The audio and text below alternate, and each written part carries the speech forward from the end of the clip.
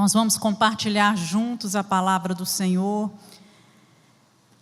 Queria que você abrisse a sua Bíblia, por favor, no livro de João, capítulo 9, a cura de um cego de nascença. Um dos muitos milagres de Jesus, uma história maravilhosa que tem muitos ensinamentos para nós. E diz assim, João capítulo 9, passando Jesus, viu um homem cego de nascença. E os seus discípulos lhe perguntaram, dizendo, Rabi, quem pecou, este ou seus pais, para que nascesse cego? Jesus respondeu, nem ele pecou, nem seus pais, mas foi assim para que se manifestem nele as obras de Deus. Convém que eu faça as obras daquele que me enviou enquanto é dia. A noite vem, quando ninguém pode trabalhar. Enquanto estou no mundo, sou a luz do mundo. Tendo dito isto, cuspiu na terra e com a saliva fez lodo e untou com lodo os olhos do cego. E disse-lhe, vai, lava-te no tanque de Siloé, que significa o enviado. Foi, pois, e lavou-se e voltou vendo. Então os vizinhos e aqueles que dantes tinham visto que era cego, diziam, não é este aquele que estava sentado e mendigava? Uns diziam, é este, e outros, parece-se com ele. Ele dizia, sou eu.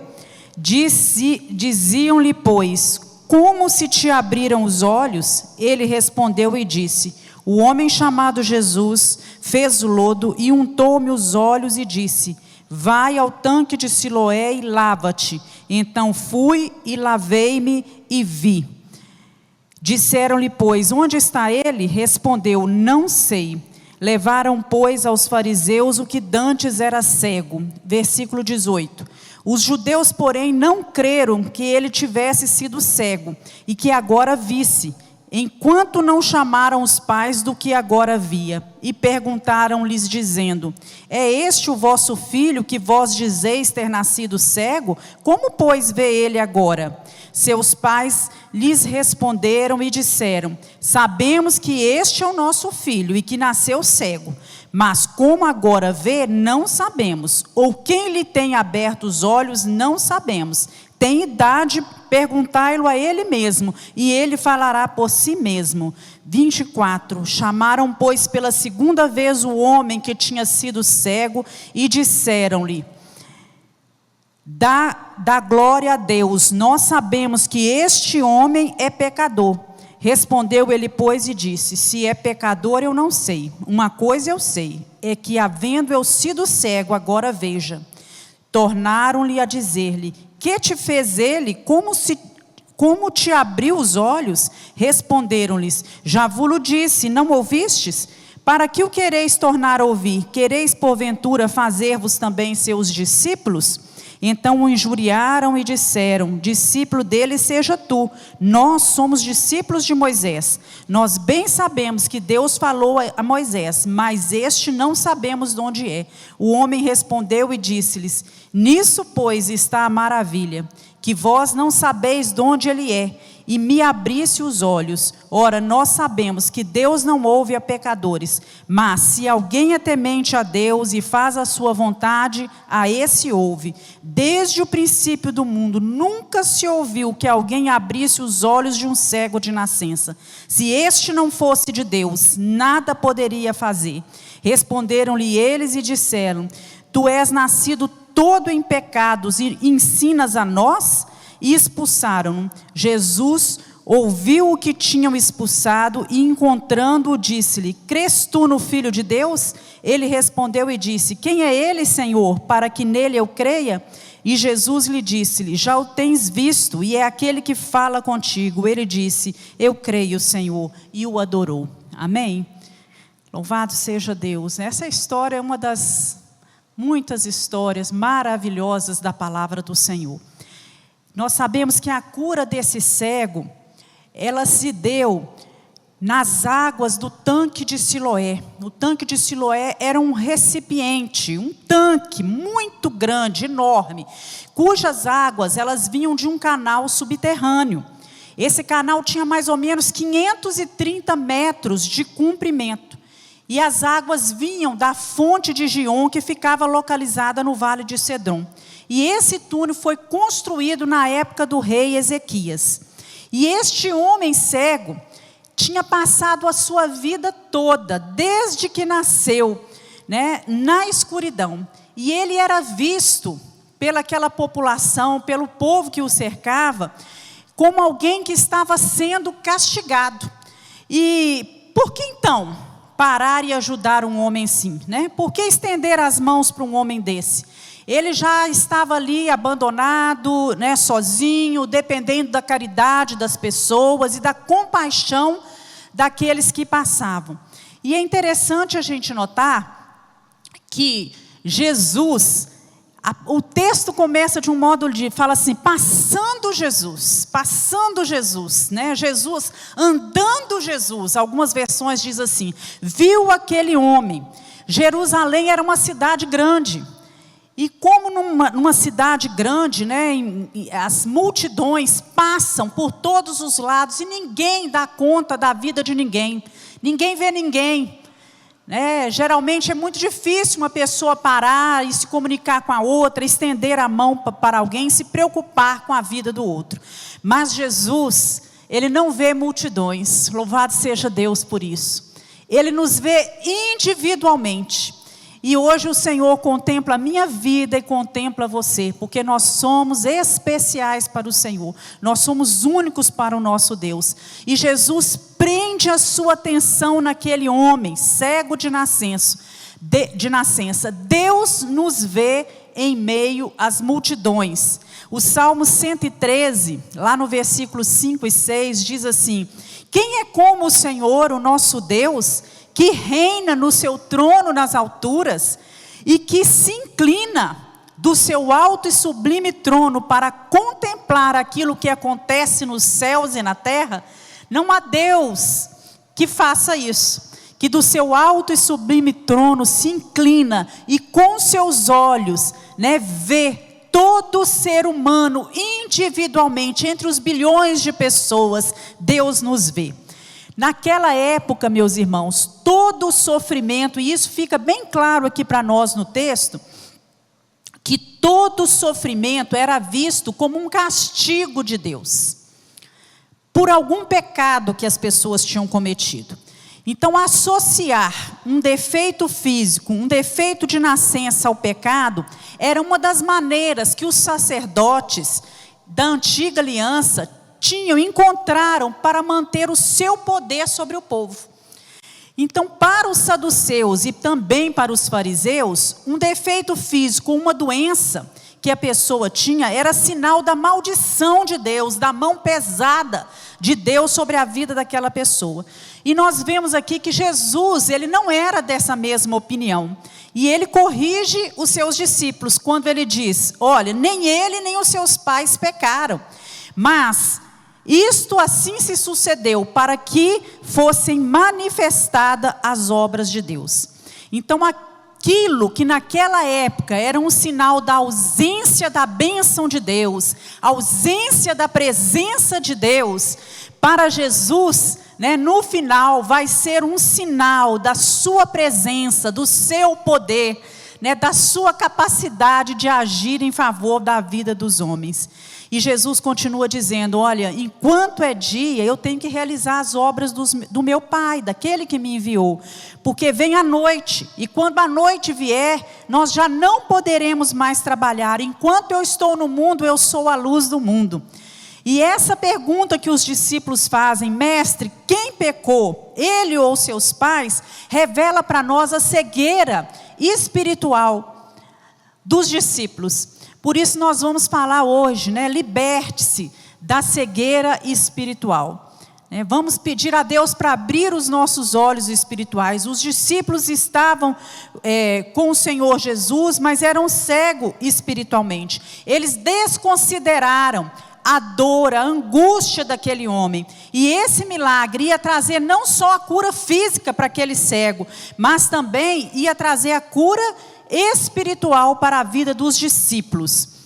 A pergunta deles baseava-se numa crença equivocada de que as pessoas que nasciam com defeitos ou que nasciam doentes, né, na verdade estavam sendo castigadas pelos pecados dos pais ou então pelos seus próprios pecados. Os cristãos ultra-ortodoxos, eles acreditavam que quando uma mulher estava grávida e ela cometia algum pecado, o feto também, né, o bebezinho que estava lá dentro, também cometia pecado. E esse é um pensamento totalmente extremista, errôneo à luz da palavra do Senhor. Não tinha sido responsabilidade de ninguém. Jesus deixou muito claro, esse homem não estava pagando nada, nem resolvendo conflitos, né, pendentes do passado em relação aos seus pais ou aos seus próprios pecados. Então, meus irmãos, o nosso comportamento, a nossa atitude, os nossos questionamentos, eles vão revelar a nossa falta de fé e a nossa cegueira espiritual. Nós precisamos pedir a Deus que nos dê um jeito bom de lidar com as situações, de entender as coisas, né? de questionar as coisas ao Senhor, atitudes certas diante daquilo que a gente vê. Quantas vezes nós julgamos as pessoas? Nós olhamos para uma pessoa e atribuímos a ele pecados. Está passando isso porque a vida está em pecado. Cheio de erros. É desobediência. Achamos que a dor e o sofrimento que determinadas pessoas estão enfrentando é fruto da falta de comunhão com Deus, é fruto da falta de oração, é fruto da falta da presença dessa pessoa, às vezes em determinados lugares. E é fruto de uma vida afastada de Deus. Pode ser? Sim, né? Pode, mas nem sempre é isso. Nós estabelecemos relações de causa e efeito. E essa resposta que Jesus vem dar para os discípulos naquele momento foi uma resposta curadora. Olha, ninguém pecou, né? Nem ele, nem seus pais pecaram. Aconteceu isso para a obra de Deus, para que se manifestasse vida na vida dele. Então, Deus tinha permitido aquela situação, aquela condição na vida daquele homem para demonstrar a sua glória. E Jesus convocou os seus discípulos a trocarem a especulação, a vida daquele homem, a respeito da vida daquele homem, pela ação. Em vez de vocês ficarem especulando sobre quem pecou, por que ele está dessa forma, olha, o tempo para trabalhar é muito curto.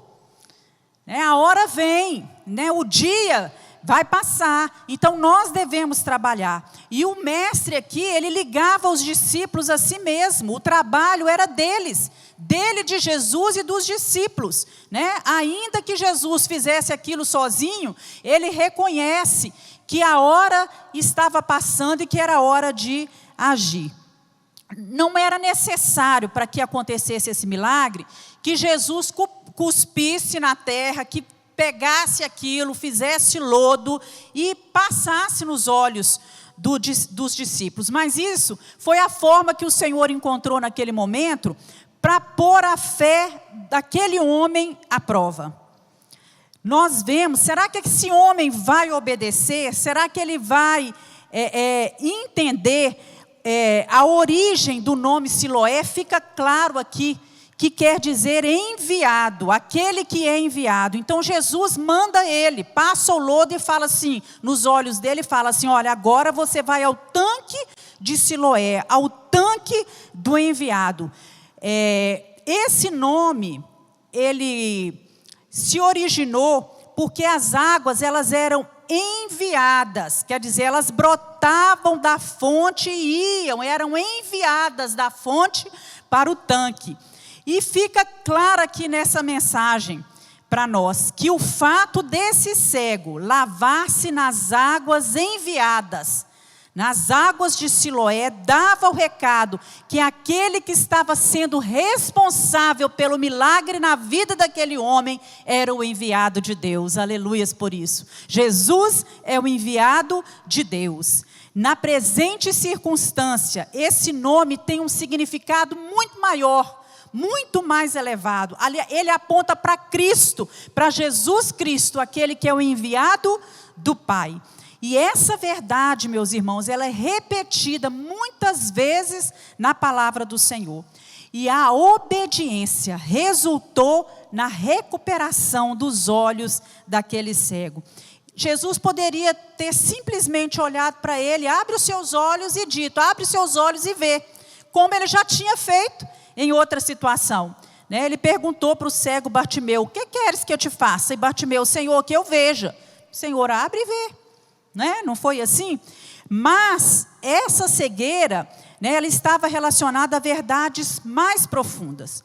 Jesus, ele queria não só curar aquela cegueira física, mas queria também curar, abrir os olhos espirituais daquele homem cego e de todos aqueles que estavam ali ao derredor dele. Assim foi feito o lodo com a saliva, e esse lodo passa a representar a cegueira espiritual que precisava ser lavado por aquele que tinha enviado, naquele que seria o enviado de Deus.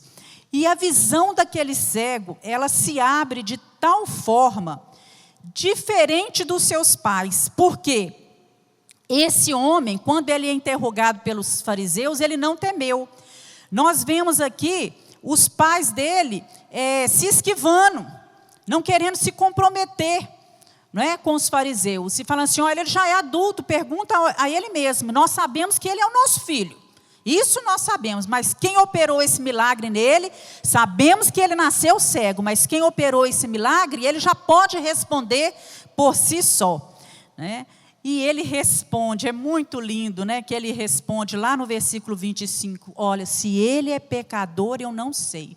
Uma coisa eu sei, é que havendo eu sido cego, agora vejo, aleluias, eu era cego e agora eu vejo. Então nós não devemos olhar para os pecados que os nossos antepassados ou terceiros cometeram no passado. Jesus, ele estende as mãos, apesar dos nossos pecados, apesar dos erros que cometemos na nossa vida, apesar das falhas que os nossos pais tiveram, dos pecados, que os nossos pais tiveram, e nem sempre, gente, um problema que nós enfrentamos é um prejuízo. Muitas vezes Deus permite as crises para que elas se tornem oportunidades, para que a gente possa superar os nossos limites, para que a gente possa manifestar a obra de Deus e para que possamos aumentar a nossa fé e demonstrar em quem nós temos crido. Então essa resposta de Jesus, ela tem poder de nos curar das cegueiras espirituais que muitas vezes nos acometem. E uma das cegueiras que nos acometem é a cegueira da ingratidão. Nós devemos olhar para o passado com gratidão. Os erros que nós cometemos, os pecados, eles muitas vezes, eles nos possibilitam crescer, amadurecer. Quando nós nos voltamos para Deus e pedimos perdão dos nossos pecados, pedimos a Deus que endireite os nossos caminhos, nós temos condições de crescer espiritualmente e amadurecer. E quantas vezes Deus tem usado pessoas que passam pelo nosso caminho para nos abençoar, não é assim? Com cada um de nós? Deus tem usado vidas, pessoas que passam ao nosso redor. E você tem sido grato com essas pessoas que passam pelo seu caminho? Nós devemos olhar para o nosso passado com gratidão. Tem pessoas que só sabem reclamar de tudo, que nunca agradecem nada a ninguém, que não sabem reconhecer que uma mão foi estendida, que alguém se sacrificou por ele, que alguém investiu nele, que alguém gastou tempo, gastou dinheiro com ele, E a pessoa que está cega espiritualmente, ela não consegue enxergar as bênçãos de Deus. A palavra de Deus nos ordena, lá no livro de Tessalonicenses, a agradecer sempre. Vamos agradecer sempre a Deus e nunca reclamar. Se essa igreja aqui hoje tem portas abertas, é porque no passado, alguém sonhou com essa igreja, alguém pagou um preço, alguém suou a camisa, alguém investiu tempo, investiu do seu trabalho, alguém se esforçou. Se hoje tem esse grupo aqui, nós não podemos nos esquecer que outros, em tempos atrás, em anos atrás, também estiveram aqui. E na época em que estiveram, pagaram um preço para que essa igreja estivesse como está, não é? Eu fico imaginando o grupo de louvor. Eu estou no grupo de louvor da igreja desde que a igreja foi fundada. E quantas vezes nós vimos, a mão de Deus abençoando, usando pessoas aqui para tocar, para cantar, pessoas que às vezes eram escaladas na quarta-feira, na sexta-feira. Naquela época nós tínhamos culto quarta e sexta-feira, escalada na quarta-feira, na sexta-feira, no domingo de manhã, no domingo à noite, e não reclamavam em tempo algum, faziam tudo com ânimo, com alegria, com boa vontade, davam de si, estavam presentes nos ensaios, né? Então a gente olha para trás com alegria e com gratidão. A gente olha para trás, para a nossa família, com alegria e gratidão pela vida dos nossos pais, ou se você não teve pai, teve alguém que pagou um preço por você, que ajudou você, que estendeu as mãos para você, que investiu em você, que acreditou em você. Então nós precisamos saber, meus irmãos, que tudo aquilo que nós já caminhamos, alegria e gratidão por isso, mas Deus tem reservado para nós algo maior, algo melhor a cada dia, e que Ele nos dê vida e saúde para vivenciar esse melhor de Deus para a nossa vida. Um outro tipo de cegueira que Deus nos mostra também é a cegueira da religiosidade. E essa resposta que Jesus vem trazendo aqui, olha, nem ele pecou, nem ele, nem seus pais, né? Nos leva a ver, além do legalismo, além das normas, a resposta de Jesus aqui nos leva a ver a sua graça. Isto aconteceu, se sucedeu para que se manifestasse a graça de Deus, a misericórdia, a bondade, o amor do Senhor. O vento, ele sopra onde quer, ele sopra para o lado que ele quer, ele vai aonde ele quer, e Deus faz o que quer. Deus não cabe na nossa caixa, nós não podemos enclausurar Deus em lugar algum, e nós temos que lembrar disso, que o vento sopra por todos os cantos. Da mesma forma que o vento sopra, nós sabemos que o nosso Deus, Ele age na vida de muitas pessoas e de formas diferentes. Nós vimos Deus agindo pela palavra na vida de um cego, agora vemos Deus curando esse cego com lama, vemos Deus Jesus colocando as mãos sobre um, orando por ele, e depois o milagre não foi totalmente completo, ele foi em etapas, porque Jesus teve que novamente estender as mãos sobre ele, e aí ele foi curado totalmente. Quando Jesus anda sobre as águas, nós vemos que foi um modo que Jesus usou para chegar aos discípulos, mas Jesus poderia ir nadando, Jesus poderia ter ido de barco, mas ele foi andando, ele escolheu ir andando. Então Deus é maior que tudo, Deus age do jeito que Ele quer. E as pessoas que estavam ali ao redor, elas estavam cegas por causa da prática legalista da palavra, e elas não conseguiram enxergar a presença de Deus na pessoa de Jesus Cristo. Esse cego que não enxergava, na verdade, ele acabou enxergando melhor do que os discípulos de Jesus, do que os fariseus, do que os fariseus. Eles que pensavam, que enxergavam corretamente, que conseguiam ver todas as coisas, estavam mais cegos do que aquele homem que era cego de nascimento. Eles estavam presos à velha observância da lei, aos velhos costumes, e isso os tornava cada dia mais cegos espiritualmente. Havia na realidade humana daquela geração que vivia ali naquele presente momento, uma cegueira que era muito mais profunda, uma cegueira que era pavorosa, muito pior do que a cegueira física daquele homem que Jesus curou. Então a pior cegueira é aquela que não nos deixa enxergar o sentido real da vida, pela reação dos fariseus à cura na vida daquele homem cego de nascença, e é bom a gente lembrar que essa cura se deu num sábado, né? Nós podemos ver que eles estavam mergulhados nessa cegueira espiritual, presos, né, a rituais do passado, presos a legalismos, e deixaram esfriar o amor nos corações, e esqueceram daquilo que era o principal da lei, que era a misericórdia e o perdão. Era isso que Jesus queria. E alguns deles até diziam, né, este homem não é de Deus, ele não guarda o sábado, ele não observa o sábado. E outros ainda falavam, como que pode um pecador fazer tais sinais? E começou a haver confusão generalizada entre eles. E essa teologia limitada leva a essas confusões na mente. E uma outra cegueira, para a gente terminar, é a cegueira da discriminação. Jesus nos ensina a ver a graça de Deus em meio à dor e ao sofrimento das pessoas. Quando Jesus olha para Pedro, eu acho isso fantástico. Quando Jesus olha para Pedro, Jesus não vê um mentiroso, né? Um homem que tinha negado Jesus algumas vezes, mas vê nele um apóstolo.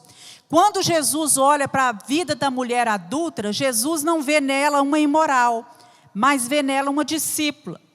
Quando Jesus olha para Mateus, assentado ali na coletoria, recolhendo impostos, provavelmente, né, metendo a mão onde não devia, Jesus não vê nele um ladrão, mas Jesus vê um discípulo na vida de Mateus. Quando ele olhou para a cegueira daquele homem, ele não vê a cegueira, mas ele vê a obra de Deus, ele vê o milagre, o sinal que poderia ser feito. Quando ele olhou para o ladrão na cruz, ele não vê ali simplesmente um ladrão, mas ele vê ali um homem que podia ser um habitante do paraíso. Glória a Deus por isso. E Deus, meus irmãos, Ele está nos lugares, nas histórias de vida, por pior que elas sejam, por mais paradoxal que pareça ser, que possa parecer, Jesus, Ele nos ensina a ver Deus através do sofrimento, a ver Deus através das dores e das tragédias. E enquanto é dia, nós precisamos realizar a obra do Senhor, daquele que nos enviou, aquele que nos chamou, trazer cura para aqueles que estão cegos espiritualmente, mostrar que o Deus Emanuel, o Deus conosco, Ele está em todo o tempo presente, Ele está em todos os lugares. Não há um tipo de dor que você possa sentir que Jesus não sentiu. Jesus sofreu todas as dores, mas hoje Ele está sentado à direita de Deus Pai e Ele intercede por nós. Então o cego, tão logo ele descobre que aquele Jesus, aquele homem que falava com ele era o Filho de Deus, ele vai adorar Jesus. E nós vemos aí um contraste muito magnífico, né? Esplendoroso realmente, entre o passado e o presente daquele homem. Ele que tinha sido um cego, segundo o corpo, né? E espírito, assentado à beira do caminho, mendigando na sua pobreza, agora ele pode ver.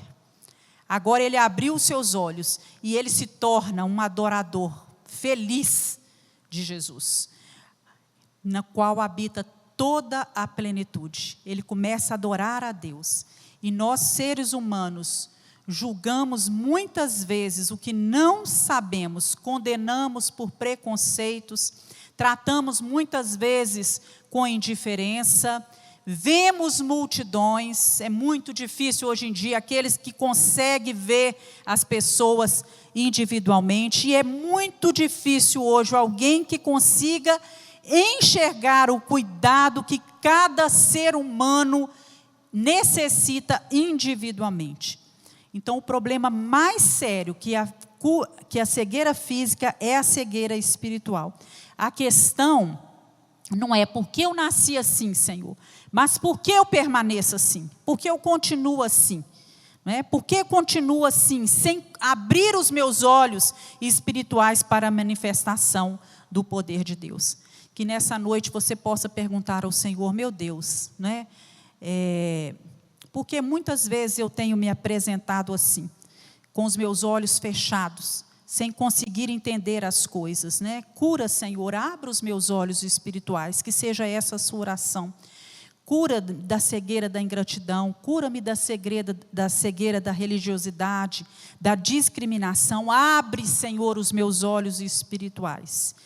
Nós vamos orar. Queria convidar você a se colocar de pé. Você que está em casa, quero te convidar a orar e apresentar a sua vida nas mãos do Senhor e fazer essa oração. Senhor, liberta-me da cegueira espiritual. Abre os meus olhos para que eu veja. Oh Deus, nós louvamos o Teu nome e Te agradecemos por esse texto tão lindo que foi registrado na Tua palavra e que nos traz tantos ensinamentos. Jesus quer nos falar tantas coisas. Que o Senhor abra os nossos olhos espirituais. Não nos deixe, Senhor, mergulhados nas trevas espirituais, mas nos ajuda a tirar as escamas dos nossos olhos. Senhor, nós queremos ver, nós queremos entender. Senhor, em nome de Jesus, que a mão do Senhor esteja sobre nós, que toda cegueira caia por terra em nome de Jesus, e que os nossos olhos sejam abertos para contemplar a obra do Senhor na nossa vida, na vida daqueles que passam ao nosso redor, e que possamos ter sempre um jeito de olhar bom, agradável. Senhor, que os nossos olhos possam ver como os olhos de Deus veem as pessoas, que nós possamos também nos inclinar como o Senhor, para contemplar as vidas que têm passado pelo nosso caminho. Em nome de Jesus nós oramos. Amém.